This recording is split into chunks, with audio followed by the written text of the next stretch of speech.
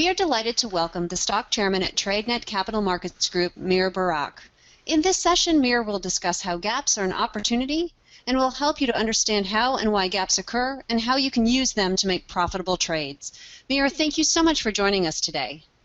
Hi, thank you very much, Chantal, for introducing me. And yeah, let's start. Are you ready, guys? We're ready. Okay. What I'm going to teach you today is my bread and butter.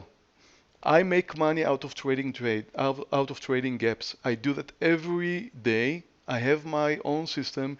It is nothing I have developed myself. It is something that I've developed through the years based on common knowledge. Just that I'm going to let you through some very specific parts of what I do. And again, if you join my trading room just for a 14-day free trial, you will see me do that each and every day. I usually trade gaps. And one more word before that. In order to make money in this market, you need to have a system. You gotta have a system. You can't just follow each and every trader you find and try and copy and do different things all the time. The only way to make money in the market is to find a very specific system. And I'm not saying you should do exactly what I do, but whatever you learn, whatever you hear, and you may choose to do what I do, just follow some specific rule, develop your own system, a very specific system. Just don't spread around about doing everything. If you try to trade gaps and try to trade breakouts and everything else, I mean, if you start combining everything together, it's not going to end up in a pleasant situation. So what I'm saying to you guys is please find the system that you are happy with and try to develop that. Okay, then let's start. First thing I want to talk to you about, well, just one more word before this, sorry. If you want to read my book, just go to Amazon and look for The Market Whisperer. It's one of the 5 bestsellers in Amazon. It just published 3 months ago. It's out in Amazon and it's called The Market Whisperer, and it's just like $10 or so. Anyway, let's start. I want to show you classic gap. What you're seeing here is a stock that gapped up 2% GILD, and my question is, why is the gap being closed? Let me answer this for you. As you probably know, 80% of gaps are being closed, or you may not know that. In the same day they are open, and most of the time 90% of them would close in the next 10 days or so. So most of the gaps close. However, when I'm talking about gaps that close, I'm talking about gaps that are up to 3%. More than 3% gap, different rules. And we'll talk about this later. But right now, first, to understand, this gap is being closed. Why is this gap being closed? Well, you need to understand that the market is divided in between regular traders like us and, of course, the public, which altogether account to 20% of the volume in the market. 80% is institutional players. Now, the rules of institutional players are totally different than our rules as private traders or as investors. What their rules really do is get them to trade in a way that gaps close. Let me try and explain this. Just imagine a trader who wakes up in the morning and goes to work, I don't know, for Goldman Sachs, Merrill Lynch, whatever. He gets to work and he's being told, you're going to sell today, or not only today, in the next few weeks, you're going to sell 500,000 shares of GILD. Now, they don't buy and sell thousands of shares or hundreds of shares as we do. They sell millions sometimes of shares because they need to remove a lot of money, unlike us. So this trader gets to work and he's being told you're going to send 500,000 shares, for example, this day. And again, he doesn't want to sell them all together at once because that will mean that the price would drop down. Usually it will take him a few days to sell. So let's assume he starts selling here yesterday. That's today, that's yesterday. So if he starts selling here, try to look for the pivot point. Pivot point, and I'm not getting into explanation, is, let's call it the fair value of yesterday's action. So it's probably somewhere around here, the average price of this activity over here. So what it means for the institutional trader is really what he gets as a commission. Usually institutional traders get something like 2 or 3 cents per share that they're selling. So the customer come up to them, ask them to sell 500,000 shares, and they get to work. A trader gets this job, he starts selling shares. If he's going to sell the shares at a higher price, he's going to get a bonus. The bonus may be up to 10 cents. So he's interested in selling high. Now, if you want to learn a little bit more about this, take a look at one of my YouTube videos. And by the way, I record my trading days. You can look for me at my name and TradeNet at YouTube, and you'll see many of my days recorded there, and you can actually see me trading live if you just do that. So look for a lesson about the VWAP, volume weighted average price, to understand a little bit more about how institutional traders make their money. It's very important because they are 80% of the market. So think about this trader. He started selling yesterday. Let's assume he sold 300,000 shares out of the 500. He couldn't sell all because if he would try to sell too many, the price would go down, no bonus, and so on. Now, he wakes up the next morning, he finds the stock gapping up 2%, and from his point of view and from his customer's point of view, because the stock gaps up and is over the pivot point of yesterday and the close price of yesterday, that means bonus. So there's bonus all the way down. So from his perspective, when he gets a gap up like this, the only thing he does in order to get the bonus is sell the whole way down. As long as he sells and the price is over yesterday's close, he's getting a bonus. So that means, and of course he's not the only institutional buyer or seller, there's plenty of them, they are competing among themselves. So most of the time you will see gaps close because the institutional sellers get a bonus doing so. It's as simple as that. It would usually stop somewhere at this line because there's no more bonus here. So that's the only reason why gaps, not the only reason, of course, there's other reasons. I can talk to you about other issues as well. I'm not getting into it right now, but one of the most important reason is really institutional behavior. Now, it's the same story when you take a look at the stock that gaps down and moves into the direction of closing the gap, just that you need to think about institutional buyers at this time. They buy low, they get a bonus. They buy at yesterday's close, they don't get a bonus. So as long as they buy here, the gap is getting closed. And I'm not getting into this right now, just that you need to realize that most gaps are being closed. Now, you take a look at the daily, for example, dish, whatever, it doesn't matter. You will see that most gaps are closed sometime. Look at this gap that was closed here. Look at this gap that was actually closed there. Look at this gap closing here.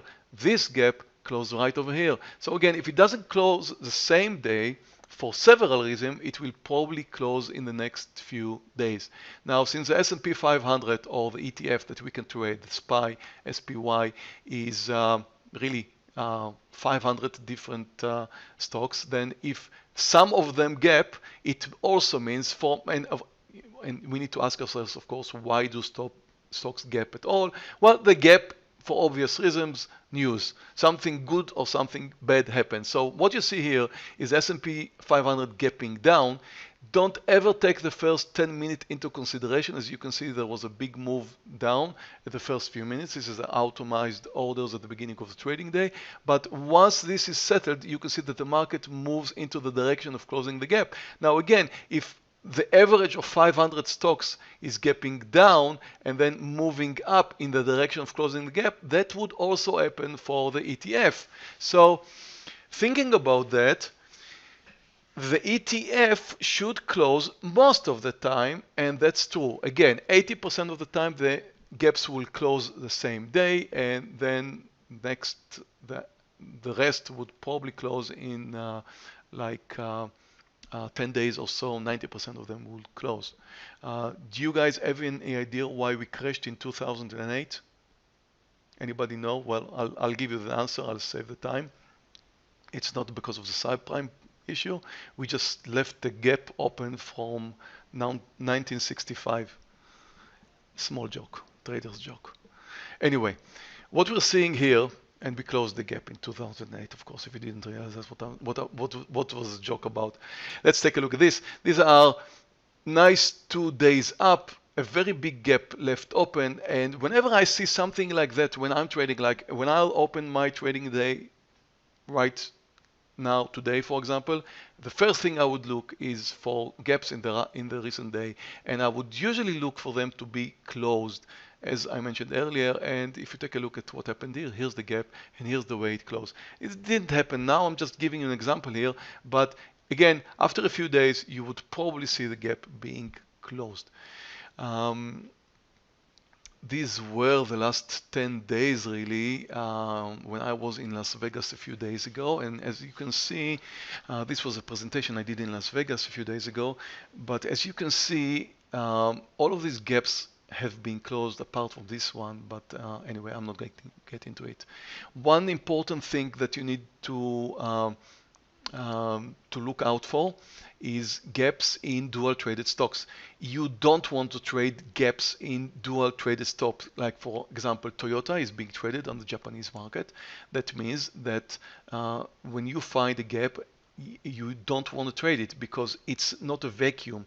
It's something that was traded. It's price that was traded on a different stock exchange. So beware for that. TM Toyota. The way to look for this is very simple. Click on the daily chart, and if you see something like this is the daily of Toyota. If you see something like this, and something like this means that there are plenty of gaps almost each and every day, it doesn't mean that this stock is gapping each and every day. It just means that it was traded on a different stock exchange. Don't touch it, okay? Don't touch it. Different rules. Not today, some other time. Anyway, is there a way to make money out of closing gaps in the S&P 500? Sure there is. Let's see. Let's try to work out a system here. And the system is based on the S&P 500 closing the gaps. And this is a very, very simple to execute system, and you can make some money out of it. It shouldn't be the only thing you're doing, but if you're trading gaps like me, this is something you should be doing at least once or twice a week. And let me tell you what you're supposed to be doing here. Well, first of all, if you know that most, not all, of the S&P 500 gaps are being closed, then you can figure out that you can short or long it at the open. So your entry point when you have a gap in the S&P 500 is long or short depending on the direction of the gap, of course. So S&P 500 has to gap a minimum of 20 cents. Otherwise, it's just not interesting, okay? So you need to be looking for a gap of at least 20 cents. The gap has to be no greater than 80% of yesterday's range. Now, what do I mean by that? If you had, for example, a move yesterday, I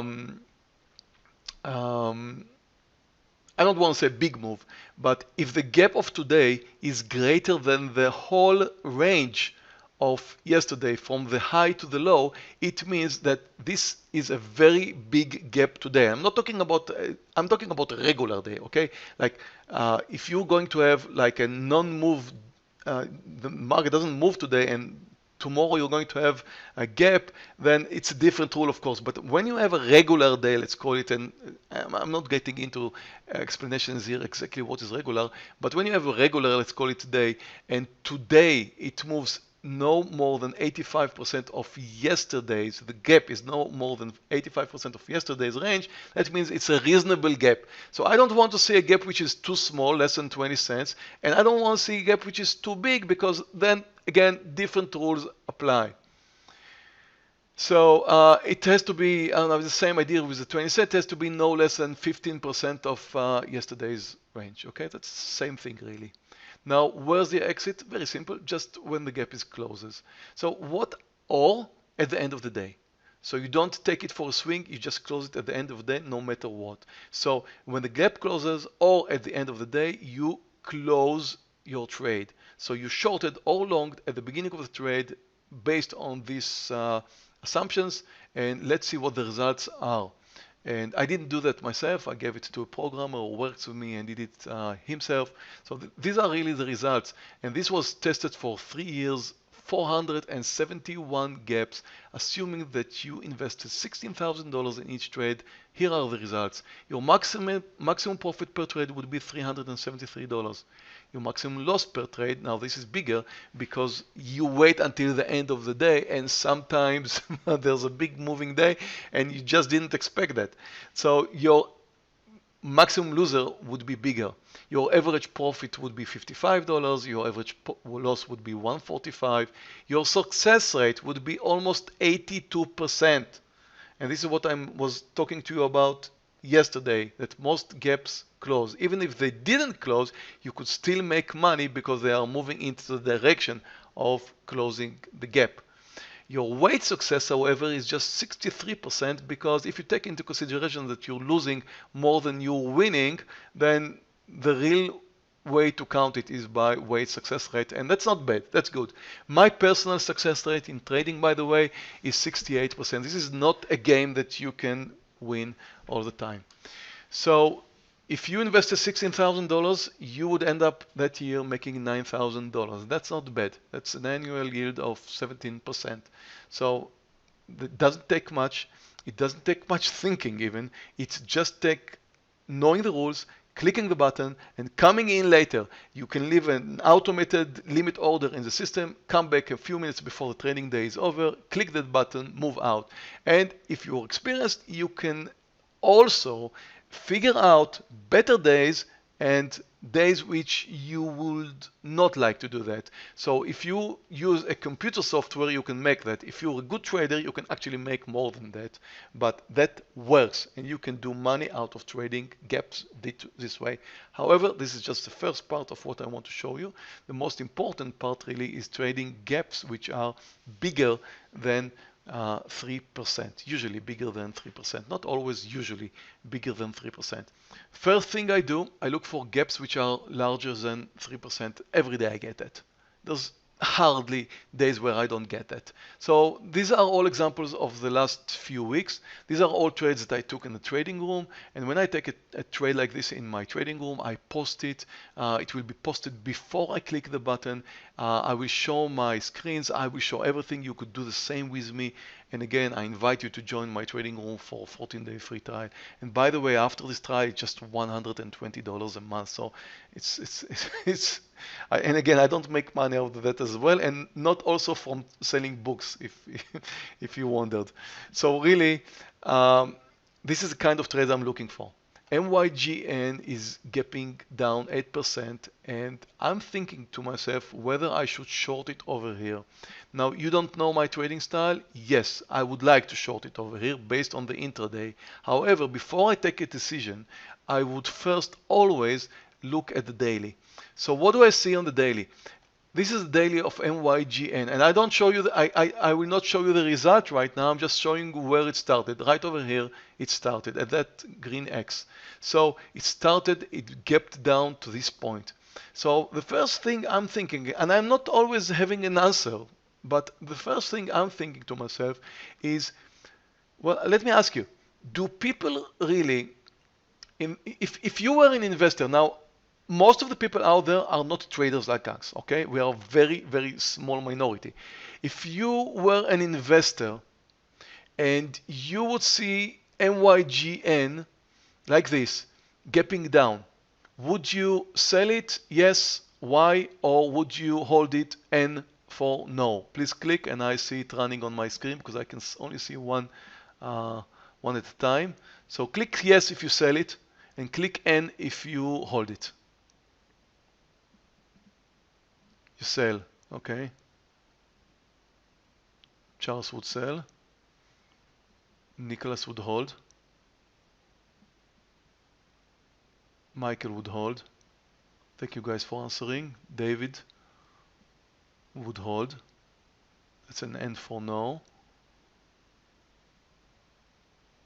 Arturo would sell. So we got like 50-50% right now. And Tom would hold. Sell again 50-50. Interesting results. Thank you, Agab. Okay, let's continue from here. Well, those of you said sell are been probably trading a little bit too much or too long or being traders or having the mentality of a trader. Guys, nobody would sell something like that. Nobody would sell something like that. Take a look at the daily. Most of the people are in the money. In the money. Imagine, I mean, take a look at what we see here. Of course, based on what we see here. At this point, only these people who bought over here are losing money. Only these people who bought over here are losing money. Most of the people are in the money. If I would do the opposite, I'm not even sure. If I would show you something which is downtrending, maybe that's a different issue. But right now, they love it. It's down 8%. I'm not sure they're going to sell. I personally think that most people are really going to hold it. They're not going to sell it. So the first thing they would actually do is really use this gap down in order to buy some more.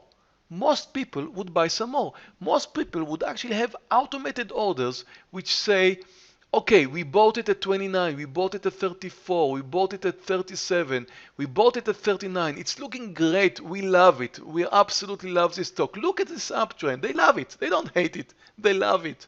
So it's moving up. They love it. And at this point, they don't really want to sell. Some of them would have automated orders to buy. Listen to this, to buy. Once it's down, they will not buy it at 39, but they could have an order saying, okay, if it's, well, they will put an order in the system saying, well, if it's down to $35, for example, I'll buy. If it's down to 36, I will buy. If it's down to 37, I'll buy. All of these automated orders usually come out at the first 10 minutes of the trading. So what you're seeing here is the stock moving up in the first few minutes. And by the way, these are 2-minute candlesticks, which I use at the beginning of the trading day. I actually use sometime at the beginning, I actually start by using 1-minute candles at the beginning. So these are 2-minute candles. The first reaction is moving up. These are usually automated orders. Now, what happened next is that it starts slowing down. I don't know what comes next. It could continue up and close the gap. However, that's rare because it started down 8%. Now it's making a small reversal over here, and my system says that at this point you should short it, because at this point some weak hands are coming in. Usually the weak hands come in after the first few minutes. They are watching the price move up, they are happy. Once it starts moving down, and I have absolutely no idea why it moved down, and I don't care, but once it does do this reversal over here, I'll be on the short side once I see a very clear reversal. And I'm not getting into the technical reversal rules and everything. You're supposed to be knowing that. Most of you guys have experience, so I'm not getting into reversal patterns, but this is a very clear reversal pattern, and I want you to do the same thing I do. Don't do it alone. Start trading with me for a while, and let me explain to you that live, when I do it, why I do it, and when I'm moving in and when I'm moving out. But this is what I want you to do. Now, my next question for you guys is, where is your stop? Because it's not enough to know where's your entry. It's also important to know where's your stop. By the way, all of these trades were taken in the trading room, as I mentioned earlier. You would have seen me doing that with you. So that's, by the way, quite a nice move from $35 down like 75 cents, a little bit more, like 80 cents, maybe more, maybe a dollar, I can't remember. So anyway, it was a nice crash here and very nice trade. So taking a look really at what happened here, before I enter this trade, I need to know where's my stop. So I'm asking you guys to please tell me where your stop is.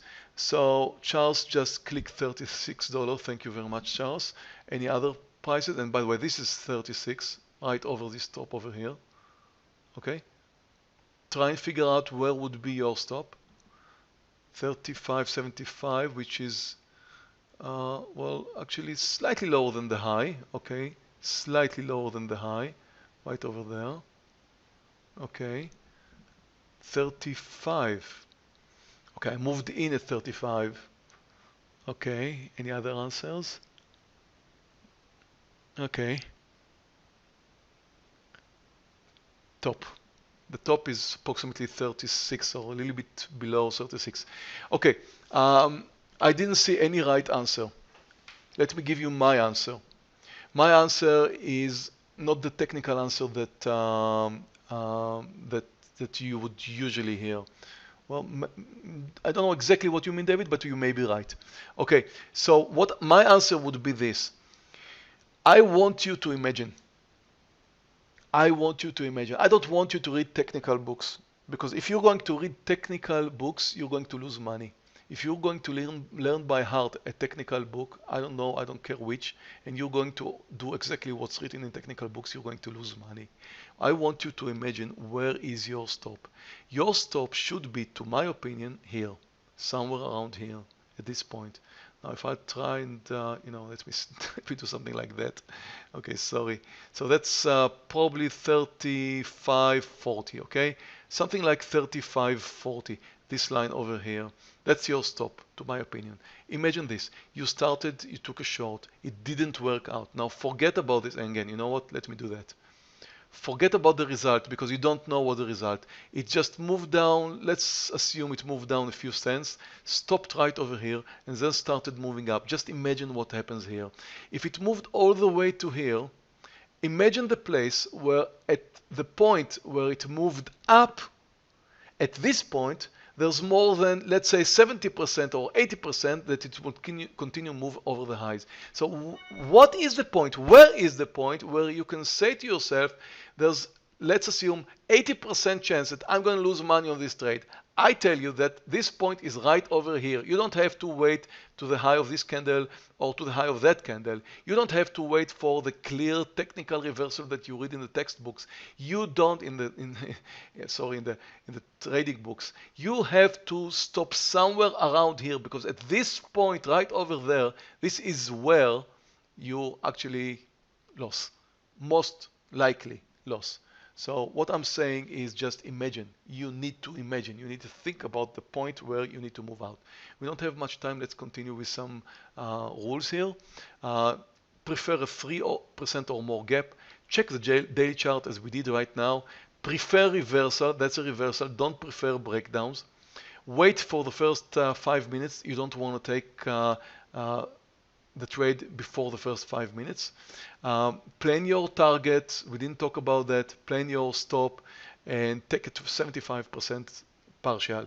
If your stop is over there, like 45 cents or so, that should be your first target too.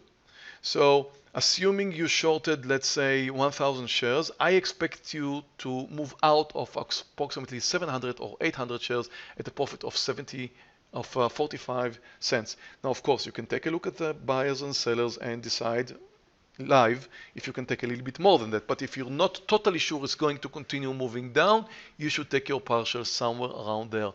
And again, not at the top here.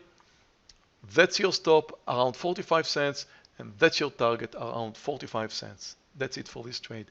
Let's talk about this one. That's a different issue here. What we see here is a gap down. Biogen, BIIB. However, a very nice breakdown formation. I rarely take those because I rather take reversals. However, this reversal occurred very close to the lows. So really, I waited for this stock to move to the lows.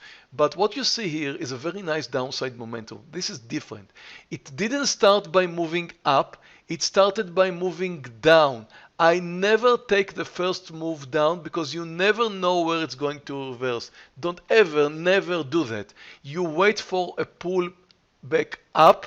Only if you get a pull back up, then look for reversal and short it. As we've seen here, again, a move to the upside. It could start with a move to the downside, but a move to the upside, a pullback, and then you short it. You never ever take a short over here. Okay, never ever do that. Wait for a pullback. And at this time, when you see a very good momentum, you could short it. This is a trade we took. And again, before that, you take a look at the daily. There's nothing I can say about the daily here because really, As you can see, it doesn't go anywhere for the past I don't know how many months. It gapped down. It's not uptrending. It's not downtrending. So there's nothing wise I can say about what we're seeing here. But you just need to take a look at the daily. The outcome was huge. I mean, that was a 10 point winner. I do remember moving out of it after 6 points, but I took my partial way before that because again, if you try and figure out where's your stop should probably be somewhere around here, before this high, okay? Somewhere around here. That also should be your target. However, I did get the first target much better than that. Nevertheless, it was a nice trade, a nice continuation. So don't ever short the first move down. Wait 5 minutes, and again, plan your stop, target, and your quantity according it. This is an example of a stock that started by gapping down, and my question again is, should you short it? And as I mentioned to you earlier, never ever do that. Never ever before a pullback, because you never know where it's going to stop and start moving up. You never know that. So never short something that looks like that. That's, by the way, the daily. And again, nothing wise I can tell you about the daily over here. Sometimes you see something interesting, so you need to take care of this. Sometimes you just don't. Now, look what happened here. It continued moving lower. However, take a good look at this topping tail over here. If you would have shorted it somewhere around here, you would probably be out of the trade because of this tail, because it did move up, then move down. So you're most likely, if you took this trade, you'll most likely finish with a loss, because that was a big move over here, okay? I mean, that was like, again, let me use that, because I need to take a look at the prices, from 1330 all the way to 1380 or so. So we're talking like 50-cent move. I couldn't survive that if I would have shorted it. Now, of course, the outcome was amazing, but again, I'm telling you, you never know where it's going to pull back. Never ever take these kind of trades. I just have a few more seconds, so sorry, I'll have to run to other trades. CRM gapping up. Does it look like a good short? Most people would like to short it.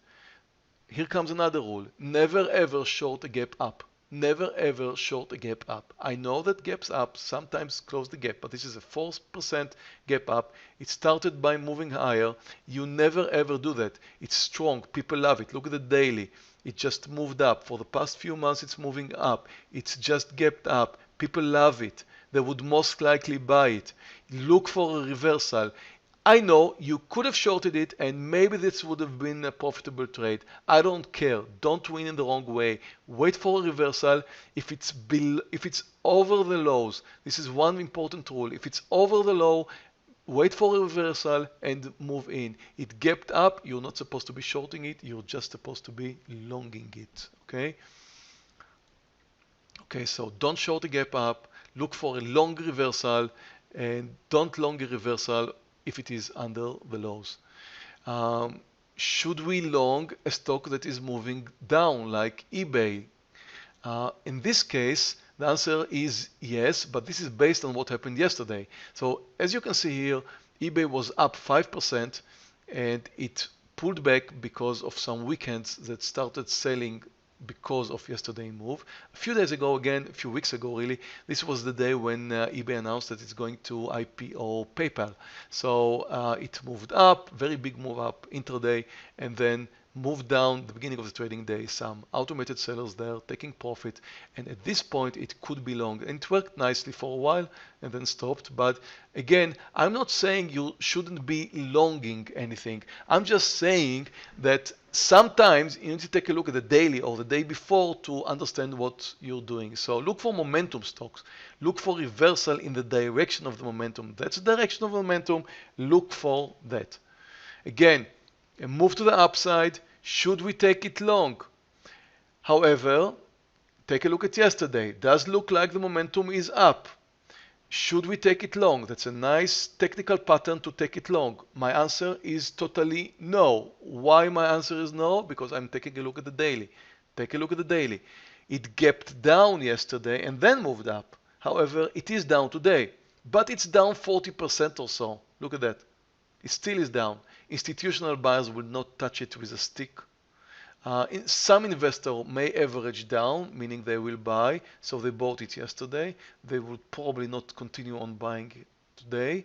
So it's most likely really to do nothing or to move down. Well, it started by moving down. Maybe you could short it. I'm not recommending on that either, but it didn't do much. So based on the daily, and again, here's the daily, you shouldn't be touching that because it gapped down 40%. And again, always take a look at the daily. This is what the most important thing.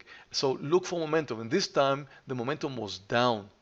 Look in the reversal, in the direction of the momentum. You like to short it here? That's a possible trade. Again, look at Baba. Should we short it? It gapped down, it gapped up. Should we short it? That's an amazing technical pattern. In every technical book you will read that you're supposed to be shorting something like that. And again, I would tell you the same answer. Never ever do that, because look at Baba, where it happened.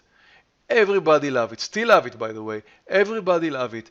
So it moved, it gapped up, started moving down. And again, maybe this could have been a good trade, but you never know where it's going to stop, reverse, and move up. Never ever short something which is gapping up.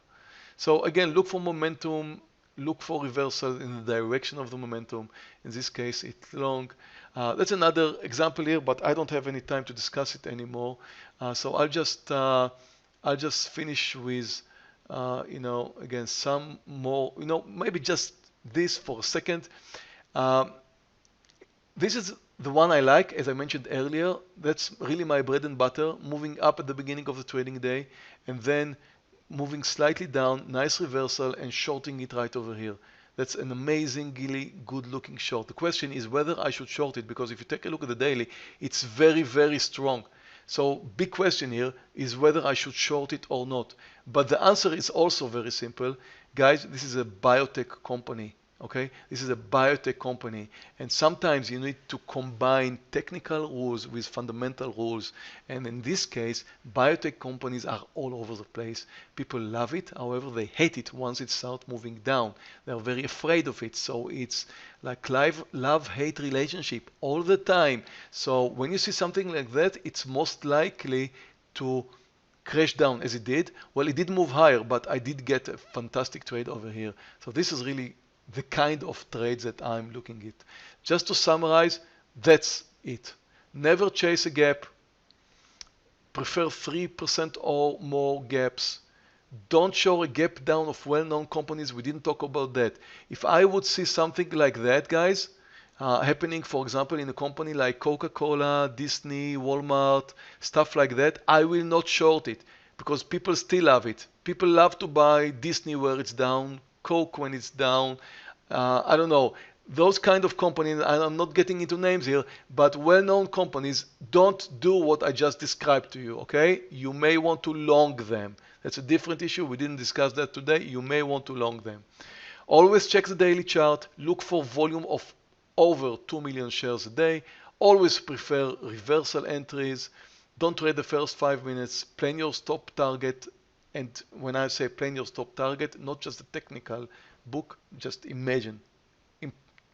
Really, guys, work with your imagination. Trading is anywhere between being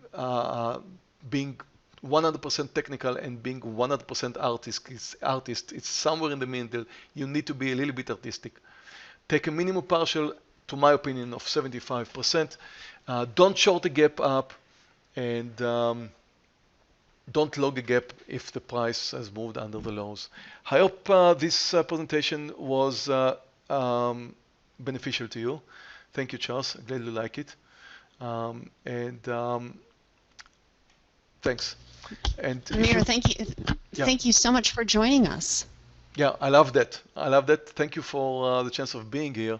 And the guys, I would love to see you taking my 14-day trials free of charge, of course. You don't need to use any credit card or whatever. And thank you very much for hearing me. Of course. I'm going to go ahead and take back controls from you now. You have a wonderful evening. Thank you. Thank you, sir.